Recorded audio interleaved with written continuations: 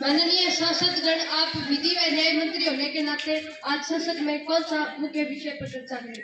हम आज संसद में विधेयक नारी शक्ति वंदन पर विचार करेंगे।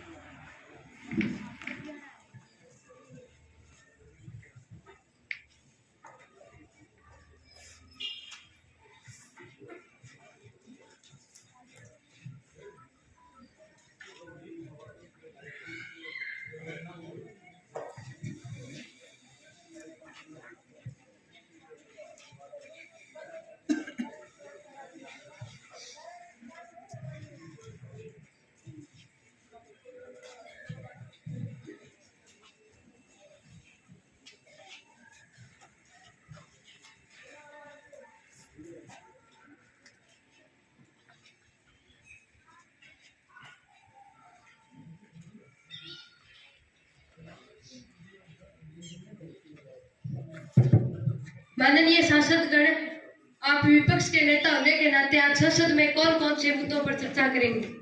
हमारे पास मुद्दे तो बहुत सारे हैं, जैसे शिक्षा, सुरक्षा, महंगाई, बेरोजगारी आदि, लेकिन जो आज का मुख्य मुद्दा रहेगा वो शिक्षा है।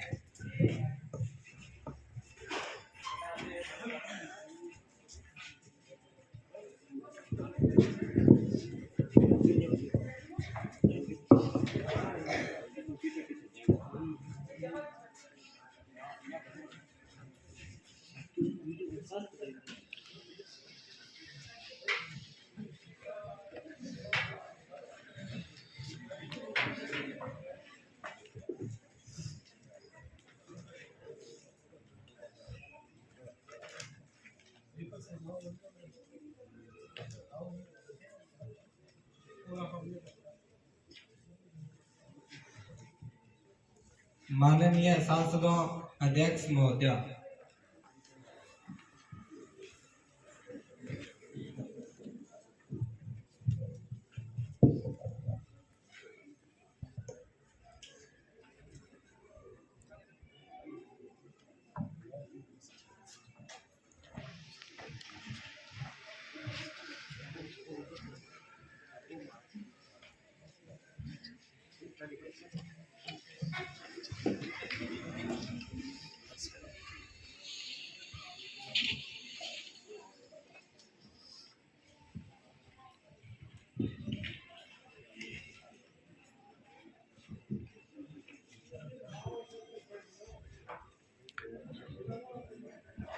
माननीय सदस्यों, आपका युवा संसद के शीतकालीन सत्र में हार्दिक स्वागत है।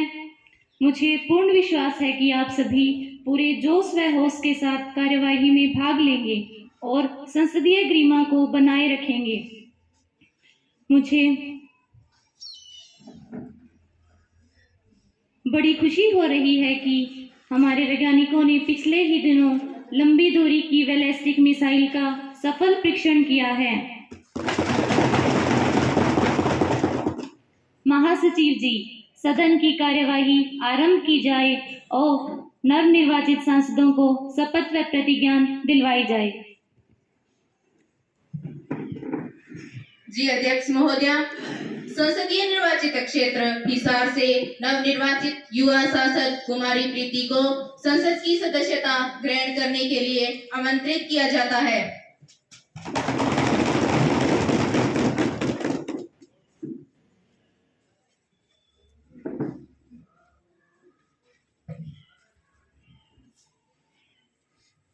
महोदया, आप शपथ लेंगी या प्रतिज्ञान? महोदया, मैं शपथ लेना चाहूंगी। महोदया, आप किस भाषा में शपथ लेना चाहोगी? महोदया, मैं हिंदी भाषा में शपथ लेना चाहूंगी।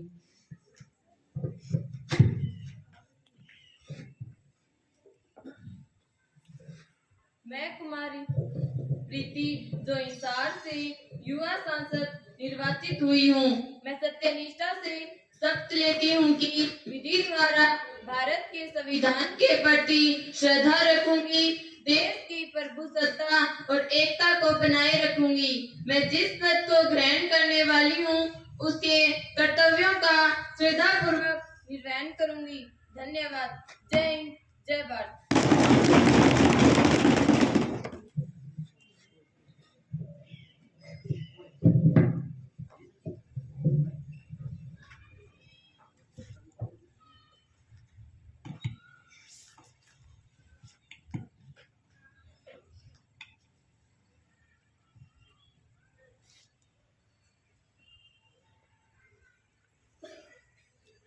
परले माल की लोकेशन थोड़ी सी बदलनी पड़ेगी। परले की थोड़ी सी इन्हें करा के मुंह सर करे।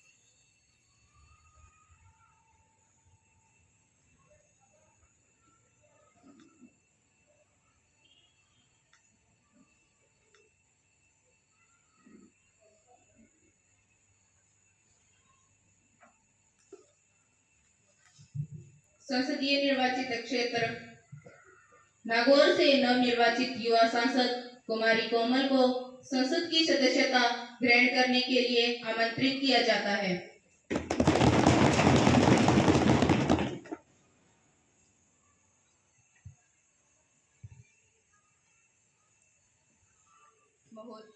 महोदया, आप शपथ लेंगी या प्रतिज्ञा? महोदया, मैं प्रतिज्ञा लेना चाहूंगी। महोदया, आप किस भाषा में प्रतिज्ञा लेना चाहोगी? महोदया, मैं हिंदी भाषा में प्रतिज्ञा लेना चाहूंगी।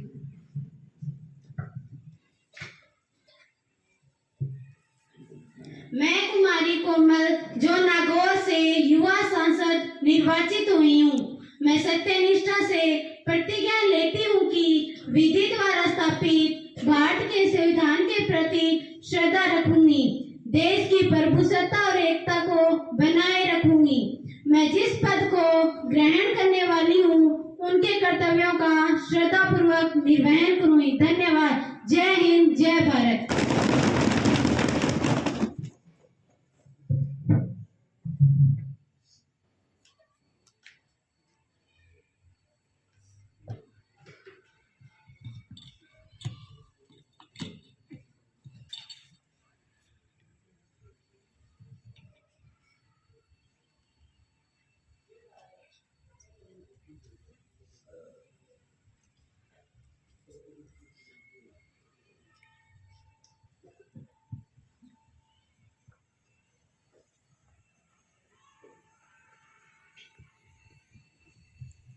माननीय संसद सदस्यों, मैं सभी को दुखी हृदय से सूचित करती हूँ कि हमारे उद्योग जगत के सूत्रधार रतन टाटा जी का निधन 9 अक्टूबर 2024 को 86 वर्ष की उम्र में हो गया। भारत उनके सामाजिक और उद्योग जगत के कार्यों के लिए सदा उनका ऋणी रहेगा। भगवान उनकी आत्मा को शांति प्रदान करें और उन्हें अपने चरणों में स्थान दें। माननीय सदस्यों, सरकार हमारे द्वार के जनक चौधरी ओम प्रकाश चौटाला जी का निधन 20 दिसंबर को 89 वर्ष की आयु में हो गया और हमारे पूर्व प्रधानमंत्री डॉक्टर मनमोहन लाल जी का निधन 26 दिसंबर को 92 वर्ष की आयु में हो गया। भगवान उनकी आत्मा को शांति प्रदान करें और उन्हें अपने चरणों में स्थान दें। भारत को उन नेताओं की कमी सदा महसूस होगी। माननीय प्रधानमंत्री जी और प्रतिपक्ष के नेताओं की निधन पर अपनी श्रद्धांजलि अर्पित करें। माननीय अध्यक्ष महोदया, मैं रतन टाटा जी व हरियाणा के पूर्व मुख्यमंत्री ओम प्रकाश चौटाला जी और पूर्व प्रधानमंत्री डॉक्टर मनमोहन सिंह जी के निधन पर उनको श्रद्धांजलि अर्पित करती हूँ।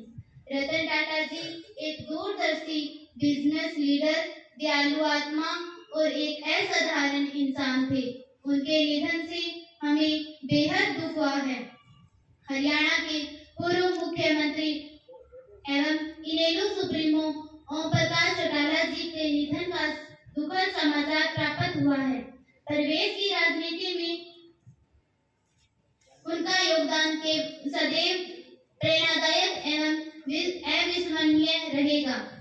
पूर्व प्रधानमंत्री मनमोहन सिंह जी कम बोलते थे, मगर उनका काम ऐसा बोलता था कि पूरा विश्व उनका प्रशंसक रहेगा। इन दिवंगत आत्माओं को भगवान अपने श्री चरणों में स्थान देते हुए शांति प्रदान करें। धन्यवाद। माननीय अध्यक्ष महोदया, मैं आप एवं सदन के नेता द्वारा अर्पित की गई श्रद्धांजलि में शामिल होते हुए व विपक्षी दल को शामिल करते हुए अपनी भावनाएं प्रकट करता हूं। रतन टाटा जी भारतीय उद्योग जगत के शीर्ष पुरुष थे। रतन टाटा जी की विनम्रता, दूरदर्शिता, उनके नेतृत्व की देश को एक नई दिशा प्रदान की। उनका जाना न केवल उद्योग जगत बल्कि पूरे देश के लिए अपूर्णीय क्षति है। मैं उन्हें विनम्र श्रद्धांजलि अर्पित करता हूं तथा मैं ईश्वर को अपने श्री चरणों में स्थान दे। हरियाणा के पूर्व सीएम और INLD के चीफ चौधरी ओम प्रकाश चौटाला जी के निधन से राजनीतिक गलियारों में शोक की लहर आई है। उन्होंने प्रदेश और समाज की जीवन पर्यंत सेवा की। वो अपने कार्यकर्ताओं को अपने बच्चों से भी ज्यादा स्नेह एवं प्रेम करते थे। देश व हरियाणा प्रदेश की राजनीति के लिए यह एक अपूर्णीय क्षति है। मैं एवं पूरा विपक्षी दल उन्हें विनम्र श्रद्धांजलि अर्पित करते हैं। ईश्वर उनकी आत्मा को शांति प्रदान करें। निगाहों में ऊंचे सपने थे, दिलों में हिंदुस्तान था, झुकना उनकी फितरत थी, कद असमान था। पूर्व पीएम डॉक्टर मनमोहन सिंह जी का निधन हो गया। वे 2004 से 2014 तक भारत देश के प्रधानमंत्री रहे तथा अनेकों अलग अलग सेवाएं भी प्रदान की, जैसे RBI गवर्नर, भारत के प्रधानमंत्री के सलाहकार, भारत के वित्त मंत्री के पद पर और वे 6 बार राज्यसभा के सांसद भी रहे। उन्हें भारत के आर्थिक सुधारों का जनक माना जाता है। उनका सौम्य स्वभाव हर किसी को पसंद था। मैं उन्हें विनम्र श्रद्धांजलि अर्पित करता हूँ। माननीय सदस्यगण अपना शोक प्रकट करने के लिए 2 मिनट का मौन धारण करेंगे।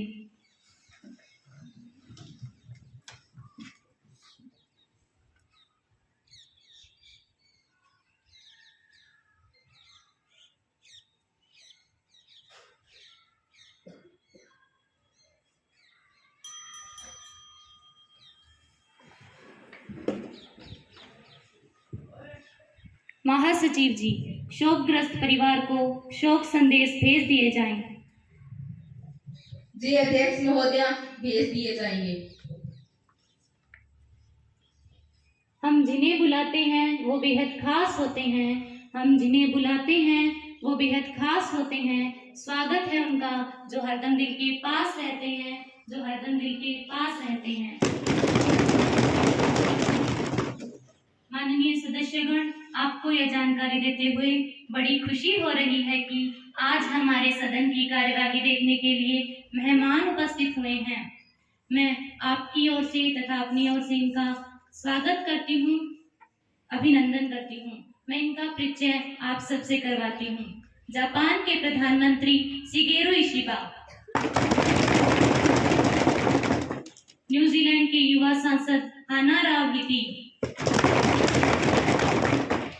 माननीय प्रधानमंत्री जी, अब आप नए मंत्रियों का परिचय सदस्यगणों से करवाएं। माननीय अध्यक्ष महोदया, संसद में आए हुए नए मंत्रियों का परिचय करवाती हूँ। कुमारी प्रियंका जी जो मथुरा से सांसद हैं, इनको वित्त मंत्री का दायित्व दिया गया है। कुमारी नीतू जी जो शिमला से सांसद हैं, इनको शिक्षा मंत्री का दायित्व दिया गया है।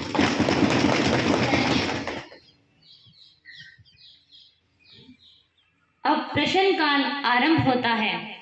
महासचिव जी, सभी सांसदों को प्रश्न सूची वितरित करवाई जाए। जी अध्यक्ष महोदया।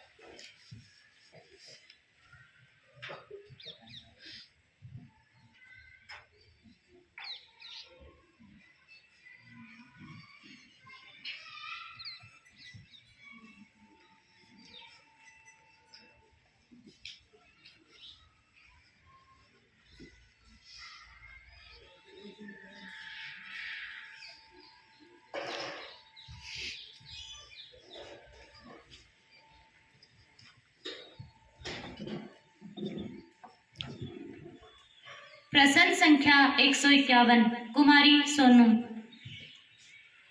औरत को सुकून की नींद कभी मिल पाएगी?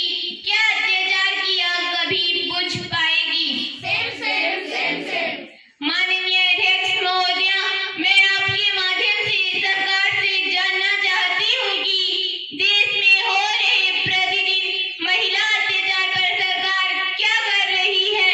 क्या सरकार कोई सख्त कानून बनाने पर विचार कर रही है या सरकार कोई सख्त कानून बना रही है? छोटी बच्चियों पर हो रहे बलात्कार, नारियों पर हो रहे अत्याचार पर सरकार क्या कर रही है? माननीय गृह मंत्री जी। माननीय अध्यक्ष महोदय, मैं आपके माध्यम से संबंधित सदस्य और सदन को बताना चाहती हूँ कि महिला अत्याचार के प्रति हमारी सरकार बहुत ही गंभीर है। जल्द ही एक सख्त कानून सदन में लाने वाली है जो महिला अत्याचार पर रोक लगा सके। धन्यवाद। प्रश्न संख्या 152 कुमारी मनीषा। महंगाई आसमान को छूते जा रही है, सरकार कुछ नहीं कर पा रही है। माननीय अध्यक्ष महोदय, मैं आपके माध्यम से सरकार से यह पूछना चाहती हूँ कि आज गरीब की थाली में आलू प्याज तक गायब हो गए हैं।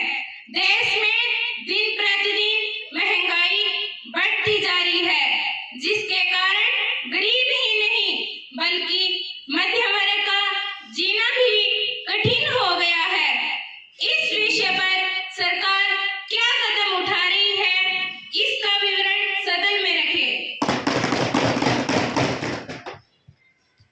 माननीय वित्त मंत्री जी। दांव पर सब कुछ लगा है, रुक नहीं सकते। दांव पर सब कुछ लगा है, रुक नहीं सकते। टूट सकते हैं मगर हम झुक नहीं सकते, अपने देश को झुकने नहीं दे सकते। माननीय अध्यक्ष महोदय, मैं आपके माध्यम से सदन को बताना चाहती हूँ कि हाँ, पिछले दिनों में सब्जियों के दामों में वृद्धि हुई, क्योंकि कुछ राज्यों में बाढ़ व अतिवृष्टि के कारण फसलों का नुकसान हुआ है और उत्पादन घटा है। दूसरा कारण बांग्लादेश में राजनीतिक उथल-पुथल के कारण भी प्याज टमाटर के आयात में रुकावट हुई। माननीय अध्यक्ष महोदय, लेकिन हमारी सरकार ने अन्य देशों से आयात सौदे करके इनकी पूर्ति बाजार में करना शुरू कर दिया है। जल्द ही इन सब्जियों और तेलों के मूल्यों में स्थिरता आएगी। धन्यवाद। प्रश्न संख्या 153 कुमारी मोनिका। माननीय अध्यक्ष महोदय, मैं आपके माध्यम से बांग्लादेश के हिंदुओं पर हो रहे अत्याचार पर सरकार का ध्यान दिलाना चाहती हूँ। प्रतिदिन हिंदुओं को मारा जा रहा है, उनके पवित्र स्थलों को तोड़ा जा रहा है। क्या उनकी दुर्दशा सरकार को दिखाई दे रही है? मैं विदेश मंत्री जी से जानना चाहती हूँ कि क्या उन पर कोई कार्रवाई हुई है? यदि हाँ, तो इसका विवरण सदन में रखें। माननीय विदेश मंत्री जी। माननीय अध्यक्ष महोदय, मैं आपके माध्यम से सदन को बता देना चाहती हूँ कि सरकार ने उपरोक्त विषय पर बांग्लादेश की सरकार के सामने कठोर शब्दों में आपत्ति दर्ज करवाई है तथा इस मसले को हमने यूएनओ में भी उठाया है तथा अन्य अंतर्राष्ट्रीय मंचों के माध्यम से भी बांग्लादेश की सरकार पर दबाव बनाया है, जिसके कारण वहां की सरकार ने हिंदुओं और अन्य अल्पसंख्यकों की रक्षा करने का वादा किया है। धन्यवाद। प्रश्न संख्या 154 सांसद दीपेश। शिक्षा ही है गौरव हमारा, शिक्षा ही हमारी शान है, शिक्षा ही स्वाभिमान हमारा, शिक्षा ही हमारी पहचान है। माननीय अध्यक्ष महोदय, मैं आपके माध्यम से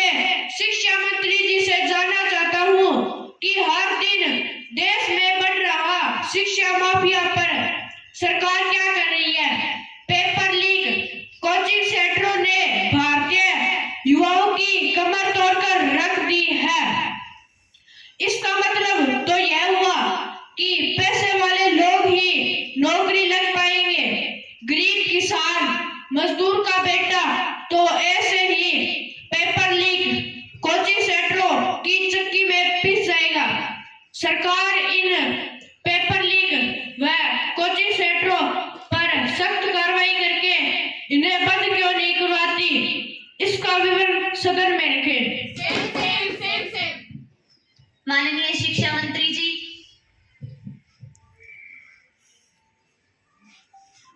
माननीय अध्यक्ष महोदय, मैं आपके माध्यम से सदन को अवगत कराना चाहती हूँ कि हमारी सरकार बिना खर्ची और बिना पर्ची में विश्वास करती है। कृपया सदन में शांति बनाए रखें। माननीय अध्यक्ष महोदय, हम जल्द ही शिक्षा माफियाओं पर नकेल डालने के लिए एक सख्त कानून सदन में लाने जा रहे हैं, जिसमें नकल तथा पेपर लीक करने वालों को कठोर से कठोर सजा का प्रावधान होगा।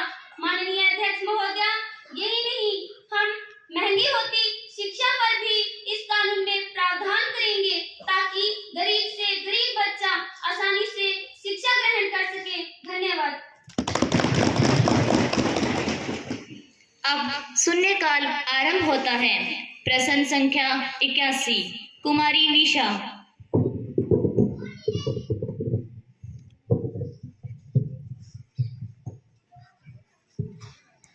माननीय अध्यक्ष महोदय, मैं आपके माध्यम से सरकार से पूछना चाहती हूं कि वर्तमान समय में ईवीएम पर बहुत संदेह होने लगा है।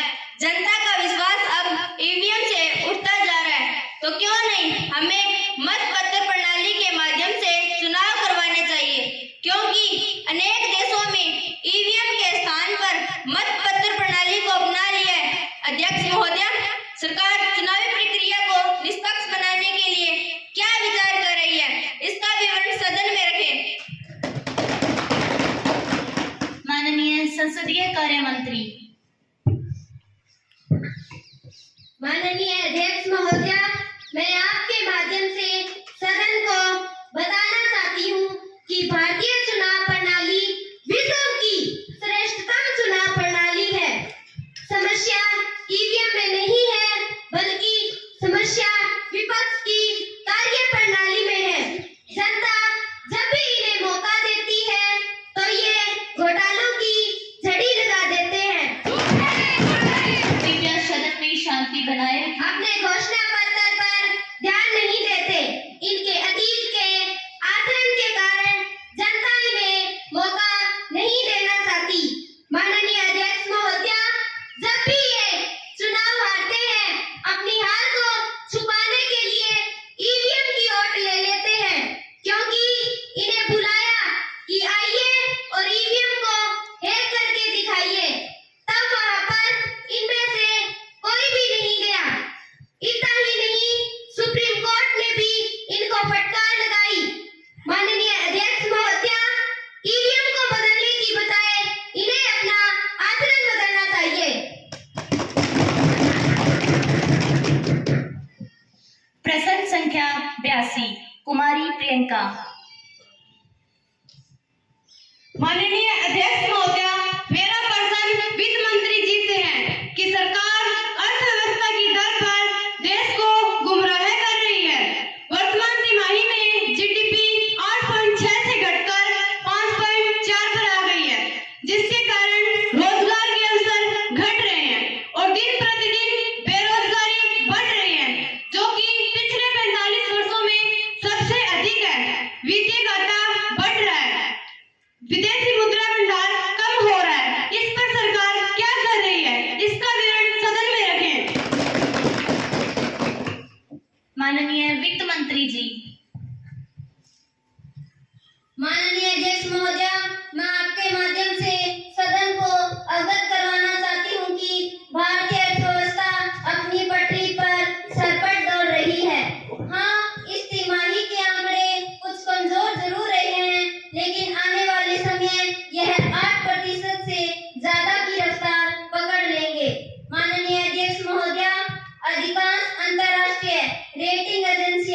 भारतीय अर्थव्यवस्था को विश्व की सबसे तेज गति से बढ़ने वाली अर्थव्यवस्था मानती है। माननीय अध्यक्ष महोदया, जहां तक बेरोजगारी की बात है तो वो भी पिछले कुछ महीनों में कम हुई है।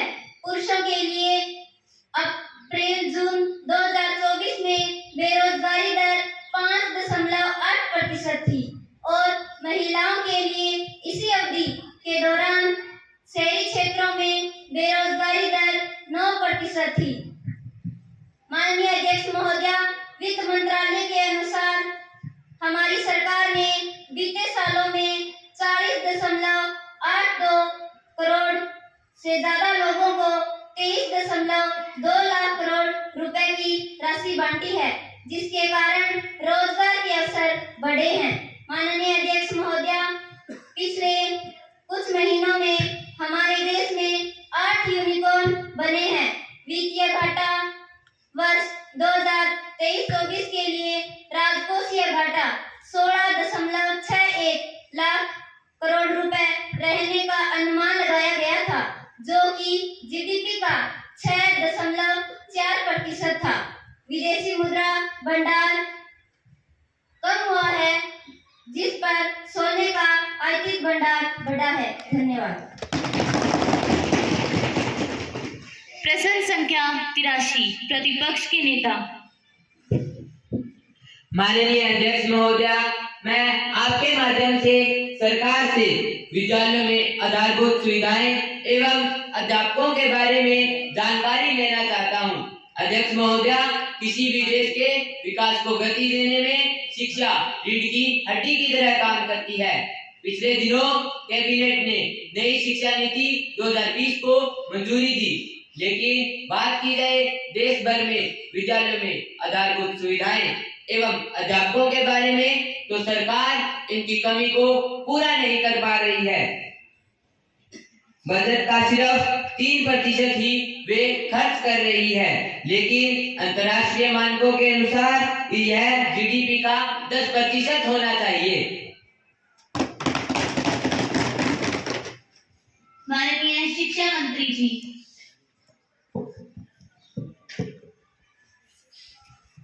माननीय अध्यक्ष महोदया, मैं आपके माध्यम से सदन को अवगत कराना चाहती हूँ कि सभी विद्यालयों में आधारभूत सुविधाएं उपलब्ध करवाई जा रही है। वर्तमान समय में 3% विद्यालय ही है जहाँ पर इसकी कमी है।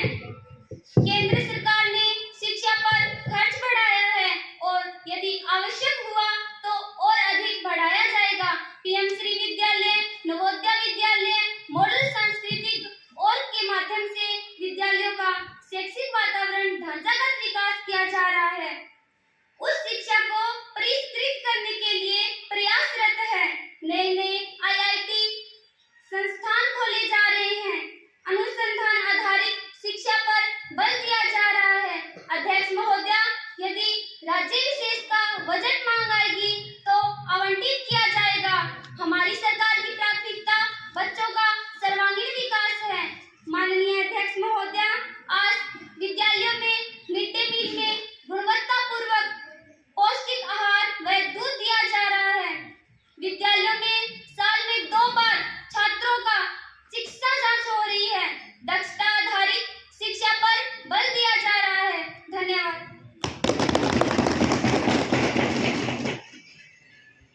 माननीय सुमित, अब काम रोको प्रस्ताव की अनुमति सदन में मांग सकते हैं।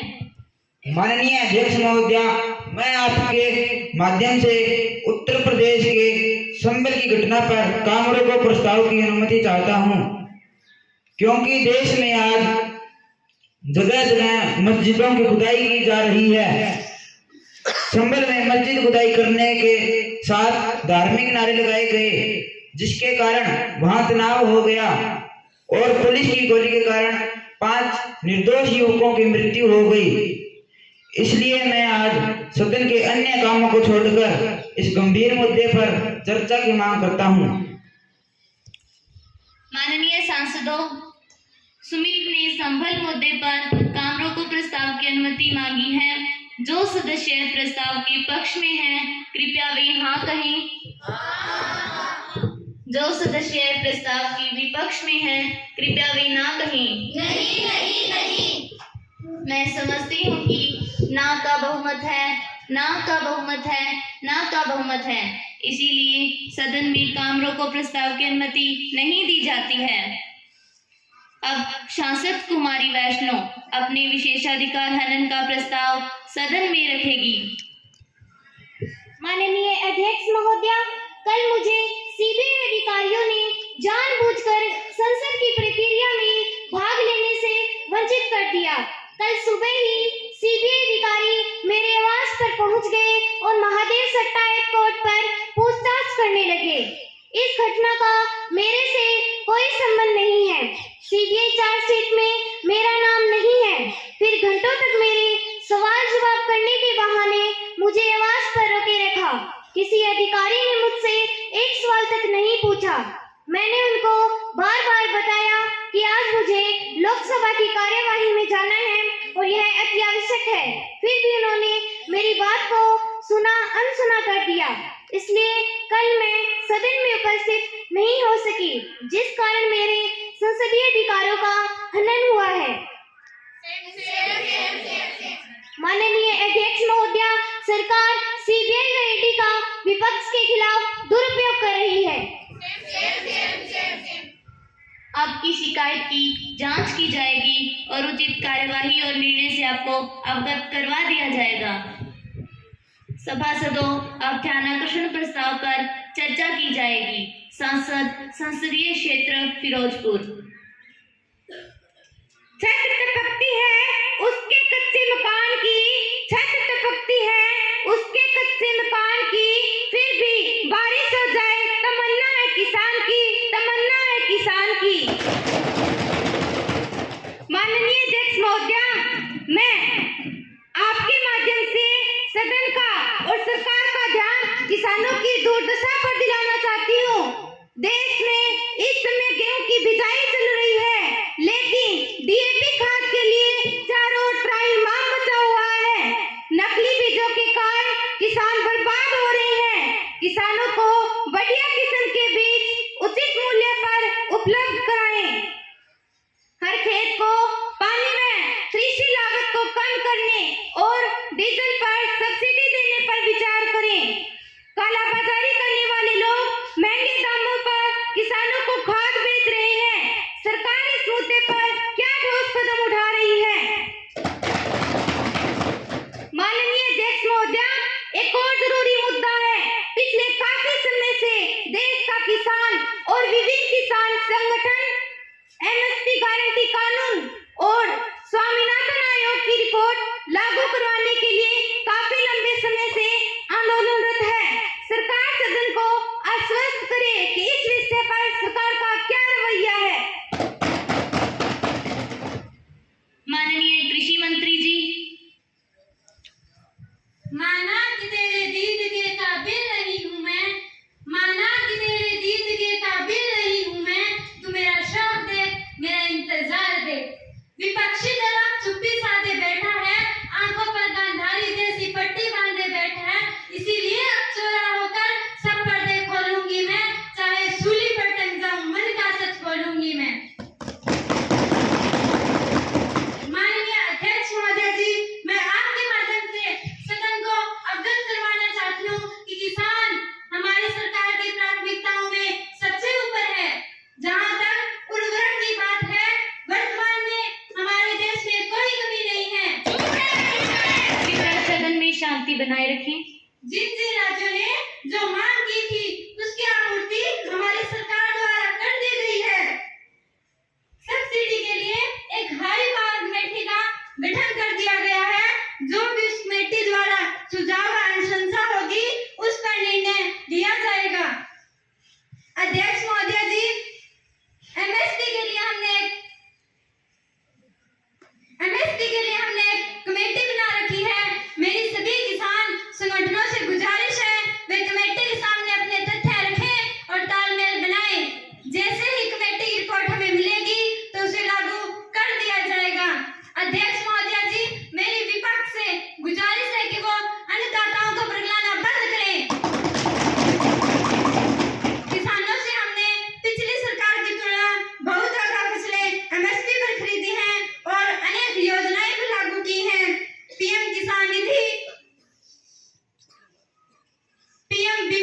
योजना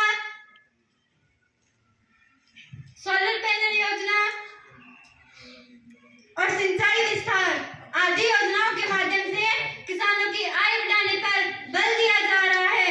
इस सीजन गेहूं खरीद लगभग 300 से 320 मिलियन टन रही है, जो कि पिछले वर्ष से 23% अधिक है। अध्यक्ष महोदया जी, धरती पुत्र को हर सुविधा उपलब्ध करवाने व मुश्किलों से बाहर निकालने के लिए हमारी सरकार प्रतिबद्ध है। धन्यवाद। माननीय गृह मंत्री जी, सभा पटल पर कागजात रखवाए जाएं।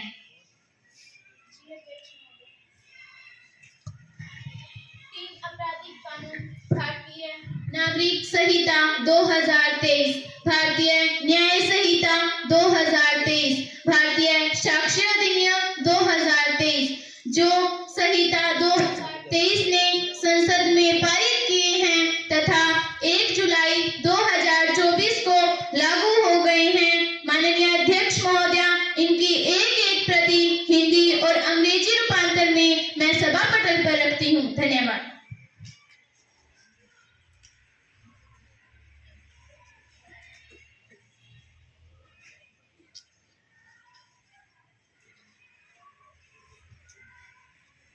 विधायी कार्य, माननीय विधि व न्याय मंत्री जी।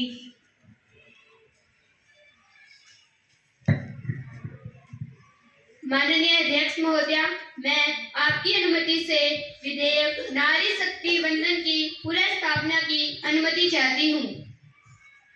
प्रश्न यह है कि विधेयक नारी शक्ति वंदन पेश करने की अनुमति दी जाए। जो प्रस्ताव के पक्ष में है कृपया वे हाँ कहें। जो प्रस्ताव के विपक्ष में है कृपया वे ना कहें। मैं समझती हूँ कि हाँ का बहुमत है, हाँ का बहुमत है, हाँ का बहुमत है। माननीय अध्यक्ष महोदया, मैं सदन के समक्ष विधेयक नारी शक्ति वंदन का प्रस्ताव रखती हूँ।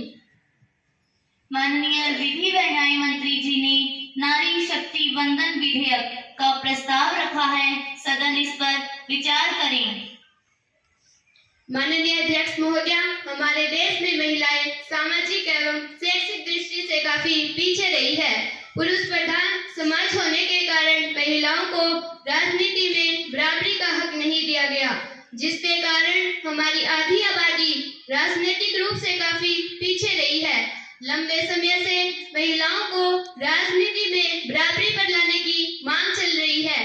पहली बार आयोग की रिपोर्ट के आधार पर सन 1996 में महिला आरक्षण विधेयक राज्यसभा में पारित कर दिया गया, परंतु कुछ महिला विरोधी वाले मानसिकता दलों ने इसे लोकसभा में ही अटका दिया तथा तब से लेकर अब तक अनेक सरकारें आई और गई, परंतु किसी ने भी इस मुद्दे को गंभीरता से नहीं लिया।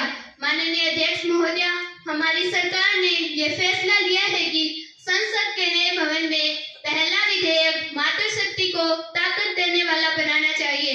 इसलिए मुझे यह विधेयक सदन में प्रस्तुत करते समय अपार खुशी हो रही है तथा मैं आशा करती हूँ कि सभी सदस्यगण इस पर सार्थक चर्चा करके अपने विचार प्रस्तुत करें।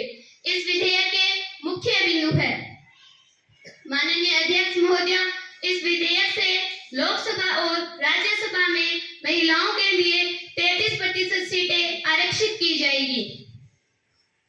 इस विधेयक से विधानसभा और विधान परिषद में भी 33% सीटें आरक्षित हो सकेगी।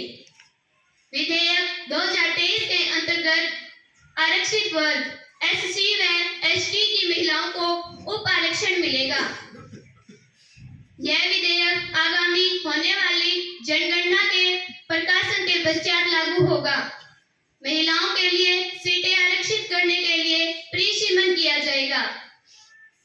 हर प्रीसीमन के पश्चात महिलाओं के लिए आरक्षित सीटों को रोटेशन किया जाएगा। यह विधेयक लागू हुए दिन से लेकर 15 वर्ष के लिए मान्य होगा। धन्यवाद। जय हिंद, जय भारत। कुमारी सुहाना। माननीय अध्यक्ष महोदया, मैं इस विधेयक का दिल से धन्यवाद और समर्थन करती हूँ। यह विधेयक बनने व लागू होने के बाद सदन में महिलाओं की संख्या में काफी बढ़ोतरी होगी। एक लंबे अरसे के बाद महिलाओं की आवाज सुनने के लिए मैं प्रधानमंत्री जी का तहे दिल से समर्थन करती हूँ। यह विधेयक महिलाओं को राजनीतिक रूप से मजबूत करेगा और अपने हित की आवाज को बुलंद कर सकेगा। धन्यवाद। कुमारी पूनम। माननीय अध्यक्ष महोदया, हमने स्थानीय निकायों के चुनाव में महिलाओं के लिए 33% आरक्षण सुनिश्चित किया। इससे भी अधिक एक सुखद संयोग है कि राज्य विधानसभाओं व राष्ट्रीय संसद में अब यह प्रस्ताव अपना आकार ले रहा है। लैंगिक न्याय के प्रति हमारे समय में यह सबसे परिवर्तनकारी क्रांति होगी। माननीय अध्यक्ष महोदया, मैं इस विधेयक का तहे दिल से समर्थन करती हूँ। धन्यवाद। कुमारी आशु। माननीय अध्यक्ष महोदया, मेरा सरकार द्वारा लाए गए विधेयक के पक्ष में हूँ, लेकिन मुझे सरकार का चुनावी लाभ या फायदा लेने का मकसद ज्यादा नजर आता है, क्योंकि इस विधेयक को लागू करने की समय सीमा तय न कर महिलाओं के साथ धोखा है और उनके हकों पर कुठाराघात है। यह उस चेक के समान है जिसकी डेट निकल चुकी है। इसलिए मेरा सरकार से अनुरोध है कि इसे तुरंत लागू करें। माननीय अध्यक्ष महोदया, मेरी दूसरी आपत्ति इस विधेयक के नामकरण पर है। इस विधेयक के नाम पर शक्ति शब्द का प्रयोग नहीं किया जाना चाहिए था। धन्यवाद। कुमारी प्रेरणा। माननीय अध्यक्ष महोदया, मैं अपने प्रधानमंत्री जी को धन्यवाद देना चाहती हूँ, जिन्होंने इस विधेयक को लाकर लंबे समय से लंबित महिला आरक्षण के विषय को एक निर्णायक मोड़ पर लाने का प्रयास किया। उन्होंने भारत की नारी की दशा को सुधारने और उसकी स्थिति एवं दिशा समाज में मजबूती से आगे बढ़े, इसके लिए बहुत ही कारगर कदम उठाए हैं। अध्यक्ष महोदया जी, विधेयक के नाम के बारे में कई लोगों का अपना अपना मत हो सकता है, लेकिन नारी शक्ति वंदन विधेयक की शब्दावली ही अपने आप में हमारी सरकार की, हमारे प्रधानमंत्री जी की और समाज में महिलाओं को देखने के स्पष्ट दृष्टिकोण को स्पष्ट करता है। अध्यक्ष महोदया जी, मैं यहाँ स्पष्ट करना चाहती हूँ कि भारत की संस्कृति में महिलाओं का स्थान बहुत बड़ा रहा है। यह हमारा आपका नहीं, हमारे पूर्वजों ने, हमारी संस्कृति ने महिलाओं को जिस तरीके से समाज में प्रतिष्ठापित किया है, वह यह बताता है कि हमेशा ही हमारी संस्कृति में महिलाओं का स्थान सर्वोपरि रहा है। इसलिए वे पिछड़ी हैं, वे असहाय हैं, वे अपना नारी है, यह शब्दावली हमारी नहीं रही है। अध्यक्ष महोदया जी, प्रधानमंत्री जी जब कहते हैं महिला सशक्तिकरण, तो वे हमेशा महिला नीति विकास की बातें करते हैं। भारतीय संस्कृति में नारी का आर्थिक स्वायत्ता में हमेशा स्थान रहा है। अध्यापन से लेकर अध्यापन तक नारी का विशेष योगदान रहा है। अध्यक्ष महोदया जी, मैं नारी शक्ति वंदन विधेयक के पक्ष में हूँ। धन्यवाद। माननीय गृह मंत्री जी। माननीय अध्यक्ष महोदया, मैं नारी शक्ति वंदन अधिनियम के पक्ष में हूँ। नारी का सम्मान राष्ट्रीय गौरव का काम। इस अधिनियम से एक नए युग की शुरुआत होगी। यह केवल एक कानून ही नहीं, बल्कि उन अनगिनत महिलाओं का सम्मान है जिन्होंने हमारे देश को गौरवमय बनाने में अपना अहम योगदान दिया। माननीय अध्यक्ष महोदया, यह नियम हमारे लोकतंत्र को और सुदृढ़ करेगा। यह इतिहास की रचना का क्षण है। पुरानी सरकार के कार्यकाल में इसे कई बार सदन में पेश किया गया, लेकिन सरकार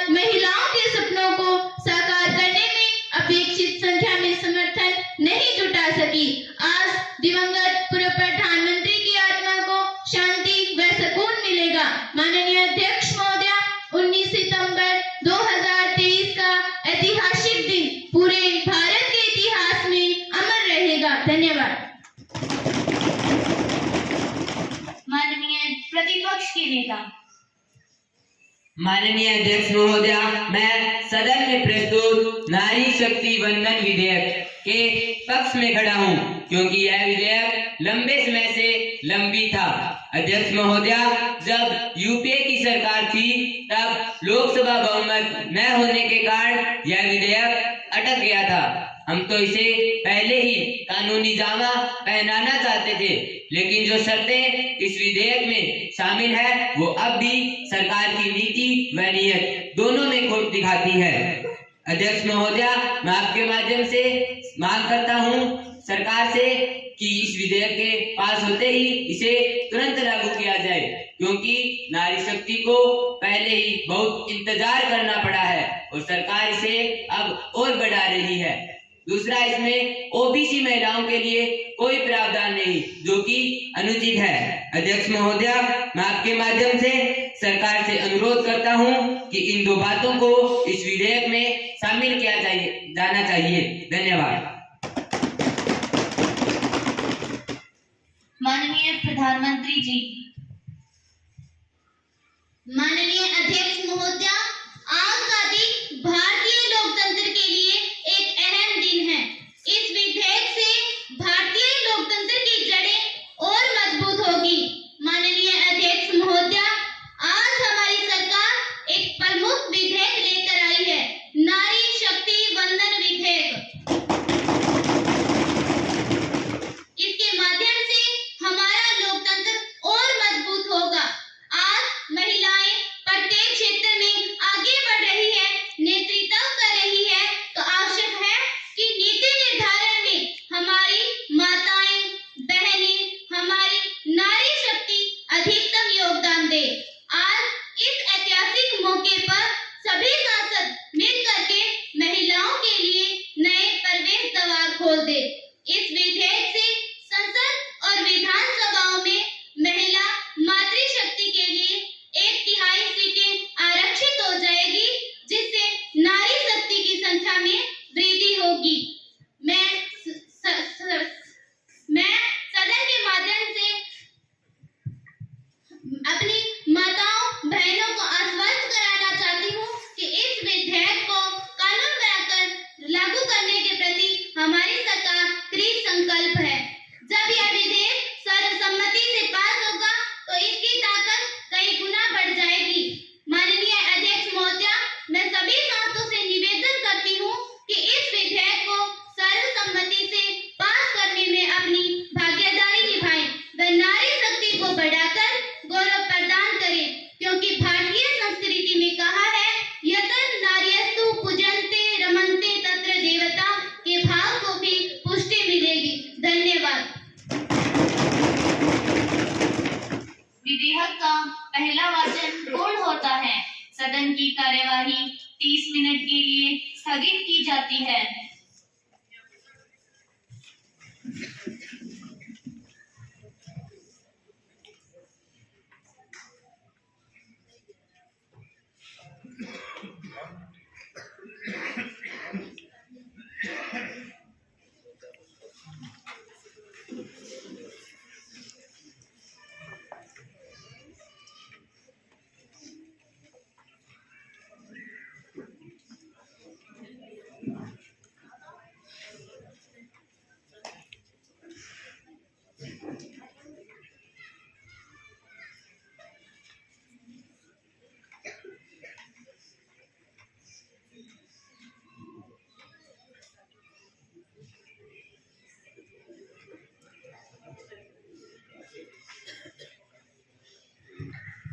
माननीय सांसदों, अध्यक्ष महोदया,